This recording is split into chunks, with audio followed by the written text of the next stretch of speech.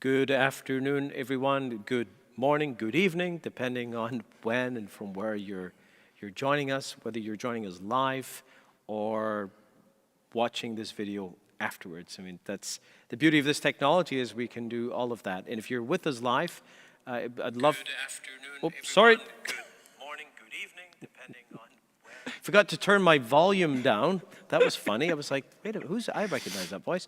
So the reason I have the feed open on my phone is so that I can look at your questions that you're sending live. I just forgot to turn the volume down. So as I was saying, we're here. There's a chance to be interactive with our guest today, whom I will introduce in a moment. I'm Father James Mound, pastor of Our Lady of Guadalupe. This is Before the Altar. It's a series of discussions, interviews that we have with various leaders, various members of our parish, getting to kind of like the why. Well, why do you do what you do? Why are you passionate about the things about which you're passionate? Today I'm joined with Brad MacKinnon. Brad MacKinnon is the director. What's your job title these days, We Brad? actually haven't changed it. I'm still technically the communications coordinator, but Ian does all that now. Yeah, so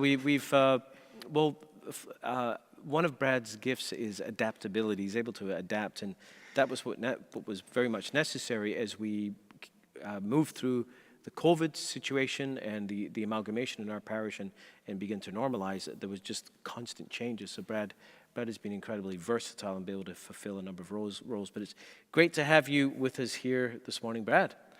Thanks, Father James. Yeah, I started here as communications coordinator, and now I function mostly like a parish life coordinator, but I hate the word coordinator because in my heart, I have a heart for people and like a pastor's heart. And in Catholic circumstances, we don't use the word minister, but for most of my life, I was a youth minister. Like I spent most of my time with people, and emails and other things happen because that's part of the job. But I love being around people and one-on-one like this, talking to somebody and getting to serve. Yeah. Well, here's the thing.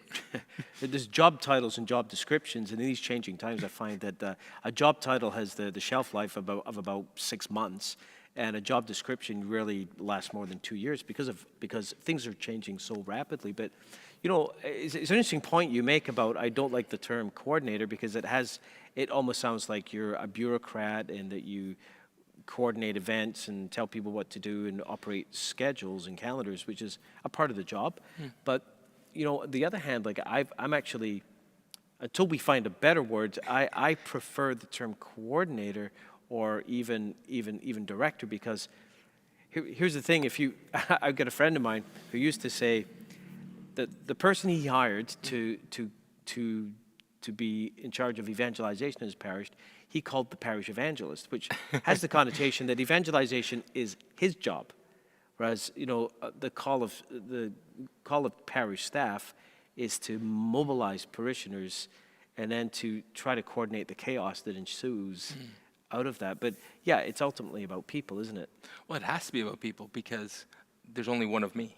And I've learned that I probably can have about 5 to 10 really good relationships with people at a time. And then when I get beyond that, I struggle to manage all those relationships and the expectations that come along with them. So the best thing I can do is to bring people along with me, to equip people to help in that ministry, and in a real way, empower them, give things over to them, because I can't do it without them. I mean, I don't know if it's a big secret, but I have 2 ladies who meet with me probably once a week, and that's how we run Alpha. They meet, they help me, and I wouldn't say even help me, they really guide my decision-making process. And I feel as if we're equal partners in this. And without them, there wouldn't be an Alpha. Sure. Well, let me, just for those joining us online, feel free to put your questions in. I'm monitoring the questions as they come in. But I want to roll back. I mean, we can talk, hopefully, before the end of the day, about some of the things you do and all this, but take me back to the beginning. Did you ever think you would have a career you would spend your life doing church ministry? No, my game plan was I went to the Mount. I have an undergraduate from Mount St. Vincent University. I grew up here in the city. I grew up in Cole Harbour. I went to Cole Harbour High during the famous riot years where I had months off of school. And basically what You didn't cause the riots. No, I just was the kid jumping up and down excited that I got a month off of school. So just for those Oh, viewing yeah, who sorry. are outside of our province or outside the country, in this local high school, Yeah. there was in those years there were racial tensions between people of different communities, and it made national news. And it's in my psychology textbook for my first year psych. That's weird. It's a picture of my high school when you get to a particular chapter. So yeah, and I went to the Mount to become a teacher. I planned to get my BEd, and that was my goal, was I would be a teacher. And by about year 3, I started having like real challenges in my life. Like I hit a low point. And finally, like I wasn't going to church at the time. I had fallen away from my faith in university, as many do. So tell me about your younger years. So you grew up in the church? Yeah, so I come from a family of 5. So I had a mom and a dad and a grandmother who lived in my house. So it's like having 3 parents. My grandmother is my dad's mom and my brother. And I went to church. And in fact, after confirmation, I got involved in some church ministry for a while. I did confirmation retreats and things like that. And yeah, it was a lot of fun. Like I enjoyed it, but I was doing it because I wanted to meet people, but I didn't really have a faith. Like, I didn't know that the Eucharist was really Jesus. I didn't know that God was real. I didn't really have a relationship with God. I said prayers, but I didn't pray prayers. No, I've got a memory. We sometimes joke about this because I actually met you way back. Were you in high school at that point or at university? I would either have been like last year of high school or first year of university. It was just before I stopped going to church. You were like one of the last things I did was go to that retreat. And I'm sorry about this. Yeah, I'll tell you my memory. My first time I met this fella, you were sitting in the front row, and I think you were on the team or something. But you started to heckle me during my talk, and you were being playful. It wasn't. I didn't find it disrespectful, but I found it mildly annoying. But you had. I remember you had a tongue stud in your. And I remember talking to you afterwards, and I liked you. I mean, it was quite memorable. So back then, this was this time a transition. Yeah, and I transitioned out of going to church. It really wasn't like a conscious decision. I was working at the school paper, and the paper had to be in by 7 o'clock on Sunday nights. So a lot of the time, I ended up over there on Sunday afternoon finishing the editing, and so my mass I always went to was 7 o'clock on Sunday. I just missed it one week. And then I missed another one. And then all of a sudden I was like, well, why am I doing this? I really don't care. Yeah, it's very interesting, isn't it?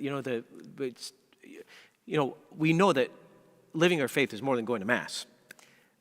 But, the Eucharist, though, is the center. If we truly understand what the Eucharist is, source and summit. So it's so important. And that whole sense of Sunday as a day of worship, we used to traditionally speak of the obligation of Sunday worship. Now, I think if people are mostly or purely motivated by guilt or obligation or duty, it's not good. It's not healthy. But obligation can be a healthy thing. But I find that there's something.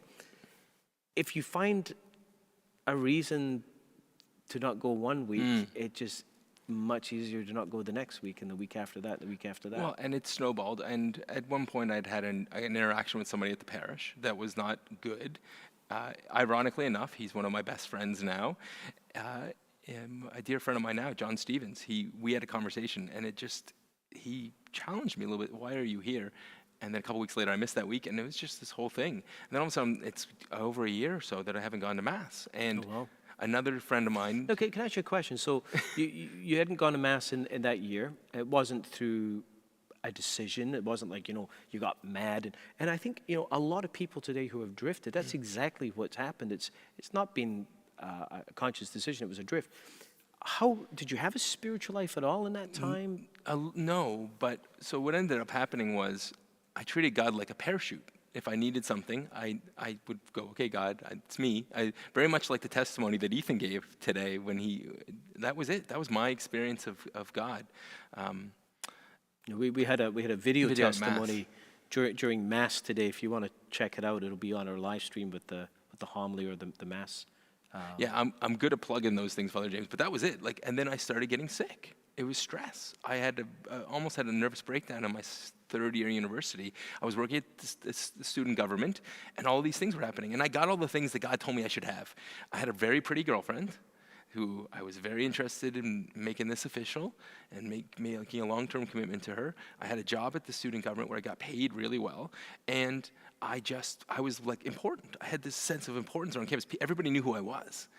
And then all these things, the stress caused me to have to give up that. The girlfriend eventually broke up with me because I was into her, but she was not that into me. And then I just hit this bottom. And I sat there going, what was next? And another John, my dear friend John Dagg, walks into my office at the university and says, hey, I need some help with my youth group. At that point, a bunch of the youth leaders were transitioning to different things and he needed some help. And he asked me if I would do that and then go to Toronto for World Youth Day.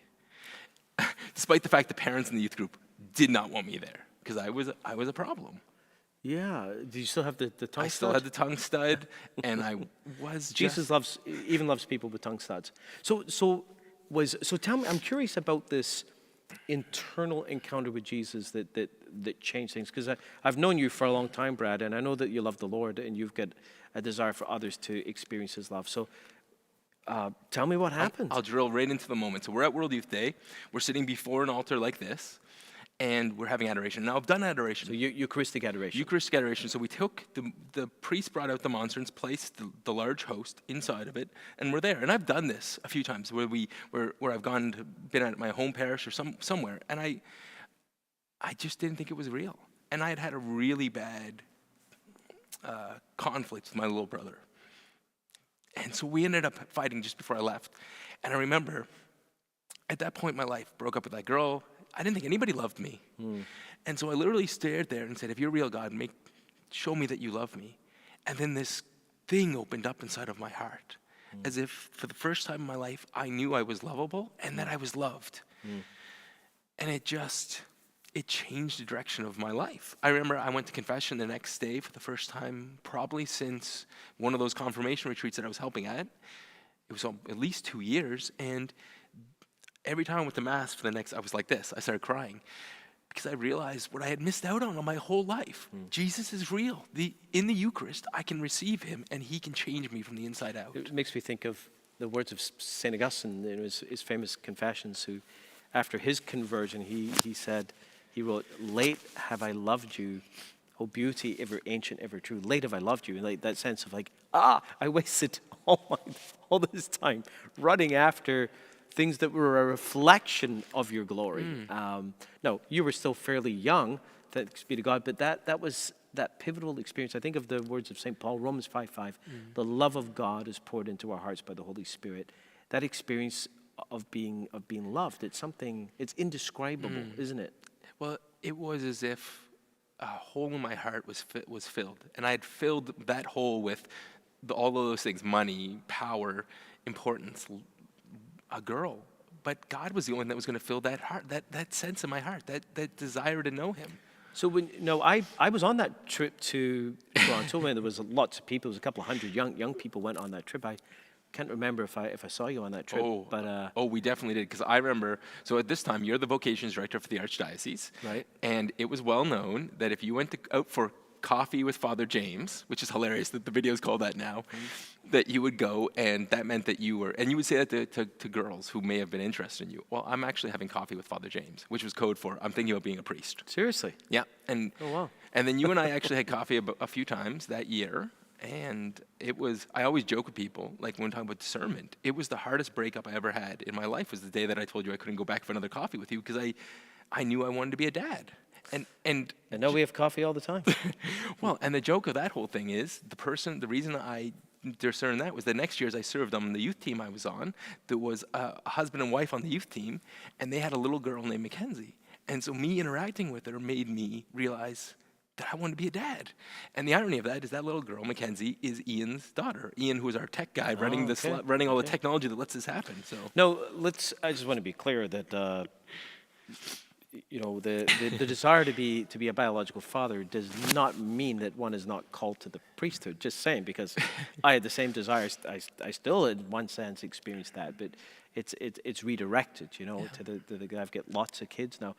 Brad, I want to continue on from this point, but I want to jump forward in time because we've got a question that I want to get to, so we can encourage you joining us live to ask questions. But we got a question from Dorothy from our leadership team, and she asked, if you've been on one of these calls before, Dorothy always asks this question. She always asks the same one, kind of for fun. Who's your favorite PLT member? I think I'm supposed to say Dorothy, but absolutely, Dorothy Wincey is Brad's famous, most favorite PLT member. But here's the second question she asked.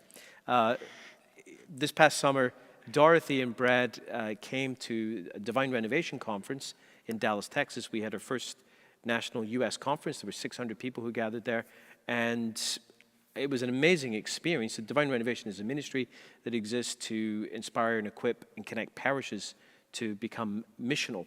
And I went there not just as, you know, doing a few of the presentations, but I went there as a parish priest with members of the parish.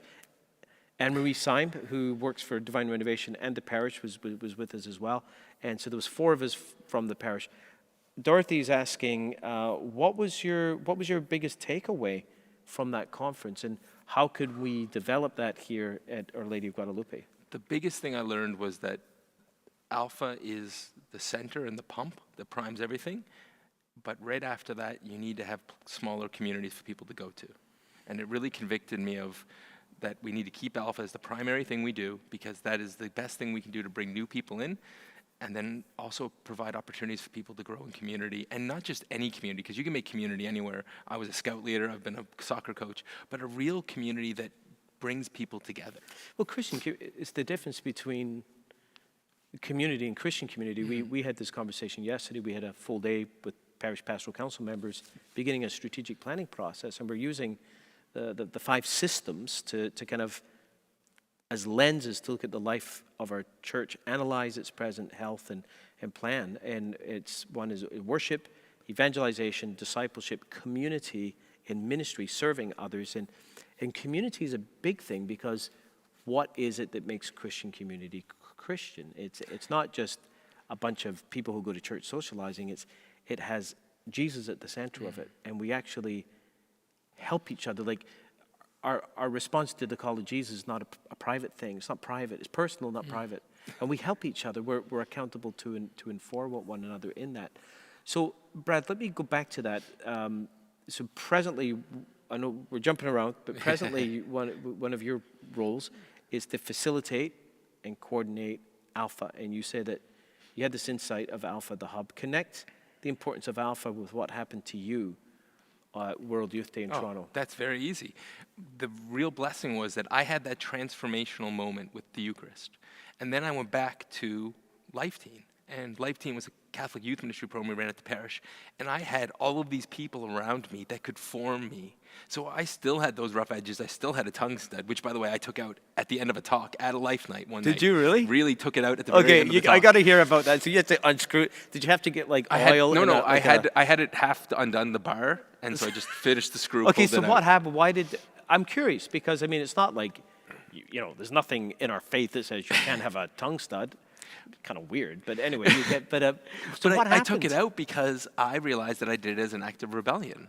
I did it as a sign, and it was this thing where it was like, this is a symbol of my rebellion against God. Like, it was, I can trace it back to, this is where things started going bad in my last year of high school, that I was so trying to fit in with the world that I did something that was, well, everybody else was getting. I literally went with a car full of people to get this done. Everybody else got other things pierced, and I was the only thing left. Why did you get, I mean, it's pretty extreme to get your tongue pierced. Well, it was just a way that it was a piercing that I fidget so much. It was an easy one for me to fidget with. Now, on the other hand, I'm paying for it now because I have terrible teeth issues because I scraped the enamel off my teeth. So it's a weird thing you did. But eventually, it got to the point where it's like, this is a symbol of something like that's in me. When did you come to that? When did you connect those dots? It was after I was working. I think it was even after I started working for you the first time. I was at because I think I had it when I started working for you. No? Was it gone by then? No, so then it was at a youth night then. It must have been near the end of my time when I was serving in Dartmouth on the team before I got a job at the church. I took it out as a sign of, like, it was just a sign of humility that this is this was a symbol of a different version of me. I often think that, like the tendency today for people to mark themselves or to radically change their physical appearance, including things like tattoos. Now, I'm not anti-tattoo. It's just I've often thought it's kind of weird how catching it is and how popular it is and how it must be linked with this idea of that I want to be unique. Yeah. I want to be marked. Literally, I want to be marked. And we baptized a baby this morning, and we had confirmations last week.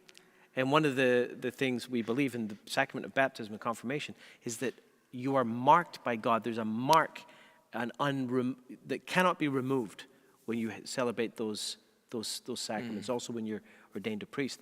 Even the words at confirmation, the bishop was here last week, he said, be sealed with the gift of the Holy Spirit. It's a sealing. It's like you're getting branded.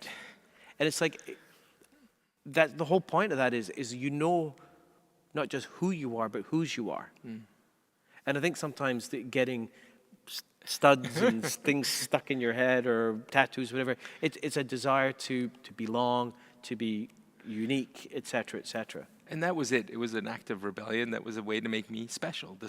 And by that point, I realized I was special. God loved me, and He had made me in His image and likeness. And some of this is the fact that I didn't like myself very much. I think growing up, I have some disabilities, I have some challenges, and it was a lot of time asking God, why did you make me this way? And it took me a long time, even after I came to faith, to go, this is who I am. It's a gift. It's a beautiful moment, because that's our peace when we hear that that the Lord is our peace. It's living our life in the awareness of that unconditional love of God. And we waver because this, you said you struggled with accepting yourself. I don't think there's any human being who doesn't struggle to some degree or another with those exact same dynamics, Brad. Let's go back to that night in Toronto. How did you get from there to getting into full-time ministry? Okay, so I ended up working at John 23rd in a volunteer capacity as That's part a of the neighboring youth team. parish? Neighboring parish. Our home parish? Our home parish, and I was on the youth team there originally. There was a program called Life Teen. It had Mass on Sunday nights. The Sunday night Mass I went to growing up became a youth Mass. And so I started serving on that team. And there was a group of parishioners who had a passion to see this happen. And your mom and dad are among them, and some of our parishioners, Heather and Tony. Tony and Heather, I think if I remember, were on it before the altar. Heather's on this call. Yeah. They went on a trip and saw Life Team and came back. In Vancouver. They saw the 10th anniversary of that Life Team parish and brought it back to John the 23rd. Brought it back, yeah. And that movement, the parish here locally in Dartmouth produced a lot of fruit. Yeah, there's a ton of, we counted one time, I think there's close to 17 marriages that came out of that, and now 40 or 50 kids. Literally young people came to faith, and then I was equipped through that to do that, and I always planned on becoming the youth minister when the other guy left. And it just didn't work out that way. In fact, what happened was John Stevens was working for the diocese, and a priest by the name of Father Tom White actually needed to hire somebody, and he threw in my name, and he hired me to be the liturgical coordinator. That's right. Which is a hilarious title, considering I knew nothing about liturgy. In fact, Father Tom White was the pastor here at St. Peter's Church for many, many years. Before he went over to St. Teresa's. Why it's such a small world. It's a very small world. Anyways, I worked for him, and then what ended up happening was you arrived at the parish next door. And I had been praying and discerning, and Father White and I had prayed that we wanted to have a youth mass that was one mass for all the parishes. There were 9 parishes on the peninsula. We figured we could have one central location to gather all the young people, because at that point they were going to merge the high schools. And so that was the goal. And then every priest said, I'll come once a month, but I won't be the primary presider because I don't really like young people, or I don't feel called to serve young people. And then you arrive as the parish pastor next door, and we make this proposal, and that's when we started collaborating. Father James would come over, and you would say the Mass 3 out of 4 weeks, and we'd have one of the other guys in the neighborhood take the 4th week, and you gave us a central person, and then we built a thing around it. And the first night, we had 125 kids show up. Then eventually we brought the Life Team program over into our parish as well, and then you came on staff, Brad. Look, time is moving quickly. We've got 6 minutes left. I got a number of questions here. Steffi's asking about what you personally get out of Alpha. I want to go to that question in a second. Andrew Nui, what could be helpful for others to connect with Jesus when feeling stressed out, other than Mass? And what's your favorite way to connect with the Lord as you serve others all day? Here, I come down to the tabernacle.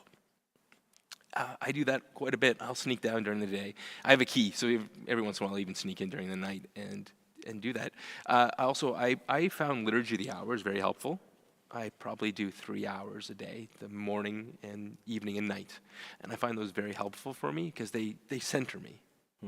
They focus me into a specific time to pray. And the Psalms are Psalms of joy and of sadness. And depending on the day, some of them speak to me more, but there's always something in there. The night prayer, Prayer of Simeon, that is one of my favorite prayers. You can Google, if you're not familiar Liturgy with the of Liturgy of the Hours, there's an app for it. It's an app. I use the app all the On my time to pray it. Tell me about your present role in Alpha. Now, I knew you as a youth minister, and that in many ways has been a real passion for you, Brad. And even when we first connected here, you came as a volunteer. Yep. And you came at a time of great need in our parish where literally it was like we had nothing, no one. And even what we did have was disappearing. And you came and really helped us out with communications. But eventually you ended up in the Alpha role, and don't have enough time to get to how that happened. But tell me, why do you do what you do? So why do you do Alpha? Why did you invest those years in youth ministry? And why do you continue to do it? Because I know what it's like to live a life without God. I only lived like 2.5, maybe 3 years without God. And I think about all the things I missed, the damage I did to myself. And I like, how could you live that way? And also because Jesus is the center of my life. He fills me with such joy, and I couldn't imagine a life without him. He is from before my feet hit the floor in the morning, I pray a rosary read, and I'll pray my rosary, the prayer my grandmother taught me as a small child, and I'll read my Bible. The last thing I do before I close my eyes is pray to the Lord. It is, he grounds me, and he gives me joy. And like everything, Father James, everything has come from him. I've got a beautiful career. I don't even know if you know this. When I was serving on John 23rd at the youth team, my wife sat behind me at Mass. I turned around and said, "You're a beautiful singer." And she said, "You're a terrible liar." And then, it went from there. Well, and literally we were married with all those people that were there, came back for our wedding a year later. Oh. Brad, I want to ask you something you touched on. Again, time has flown here, but you talked about some disabilities that you have, and that, I think it's important to touch on that because you've experienced God using you in spite of weaknesses. And sometimes one of the reasons why we tell ourselves, well, God could never use me, is because I have these particular weaknesses. Tell us a little bit about that. But again, we've only got 2 minutes left. Well, yeah, I keep thinking of that scripture. It's something like, my grace is sufficient. My power is made perfect in weakness. And St. Paul says that. And for me, I have dyslexia, so it means that I should not be writing anything. Although you hired me to write a newsletter, which it was a few times I think I deleted and posted things, so sorry to anybody who dealt with that. And I have ADHD, which I found out recently in life. Means that I can't. But God uses those things. So because I'm dyslexic, problem solving is a super. So you give me a challenge, and you love to give me challenges every once in a while. I can solve it. And you're incredible at that. I mean, it's like, I want something taken care of, I give it to you, Brad, I know it's going to be done. Now, if I want you to write a paragraph, I want to see that paragraph before it gets published because it's going to be full of spelling mistakes. Well, and that was the joke. A member of our parish, Dr. David Dean, when I graduated, he walked over to my wife and gave her a rolled up napkin and said, "I give you your honorary degree." Well, he knew that she read everything I ever wrote, every paper I ever wrote. She was and God's plan is perfect, Father James. My wife is an English major. Her thing is teaching people language.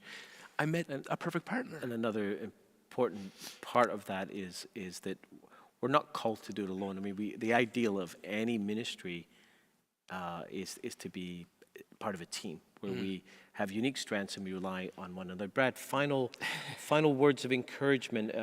Again, maybe it's on the theme of struggle and how we connect with the Lord, the strength the Lord wants to give. But maybe just look at the camera and give a final word. We have 26 people watching live. Oh, wow. Or 26 streams. So that's quite a number of people. And then, of course, this video will go out to many afterwards. But give us a final thought. My final thought is find a place to belong. Like, we have still some spots for Alpha, and there's people that you're going to meet that I'm never going to see, that you're never going to see, Father James. So if there's somebody that in your life that could use God, could use love, could use joy, Jesus can give you all of those things. So think about somebody in your life this week that you can invite, and then if you're already on that journey, find a place in the parish to belong. I found a family with Life Teen. And Life Teen is not the be-all and end-all. It was just a community that I found, a youth group that loved and adopted me. The particular shape is different, but the essentials of Life Teen are the same essentials that bring a parish to life. It's the same thing. Brad, I wish we had more time. It's incredible how time flies. But folks, there were many comments of people expressing their support and their gratitude to you, Brad, for your ministry and all that you give to the parish, and that passion of wanting others to experience Jesus the way you did. And I have to say, that's really the driving force of my ministry as well, about my own, how I desire to see parishes come to life. It's the exact same thing. It comes down to the encounter with Jesus, he changes everything. It's knowing him in a personal way, knowing his love is the foundation of our lives. So thanks for being with us today, and spread the word about Alpha. We do have some spots left open, and we hope to fill every single one of those spots and keep on going. Thanks for being with us today, and I hope that you have a blessed Sunday today. God bless you.